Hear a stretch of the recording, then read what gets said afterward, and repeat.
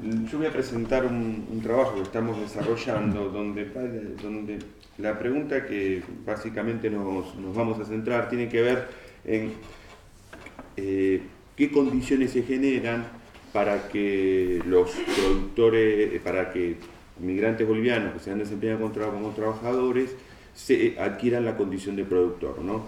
¿Qué condiciones permiten eso? Y cómo esas condiciones se asocian a distintos modelos productivos y cómo con el cambio de esos modelos productivos cambian esas condiciones y también va cambiando qué significa transformarse en productor y además cómo se han heterogenizado las trayectorias que van desplegando,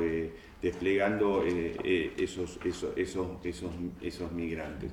Hay una pregunta que hoy a la mañana se mencionó, que es hasta qué punto esa transformación en trabajador cuenta propia o implica un cambio de condición socioeconómica, ¿no? O un proceso de movilidad social, que es una tensión que se genera en esos escenarios.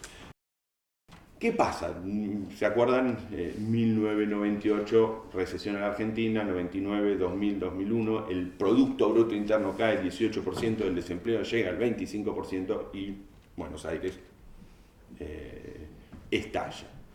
En ese escenario se va a producir una fuerte reconversión, a la salida de ese escenario se pone una fuerte transformación de esa actividad hortícola y se va a acentuar la salida de productores tradicionales que no tienen, estos italianos, portugueses, que no tienen la segunda generación que lo reemplacen, porque son abogados, son contadores, son médicos o son comerciantes o no quieren ser horticultores y viven de los alquileres de las propiedades que compraron sus padres horticultores, ¿no?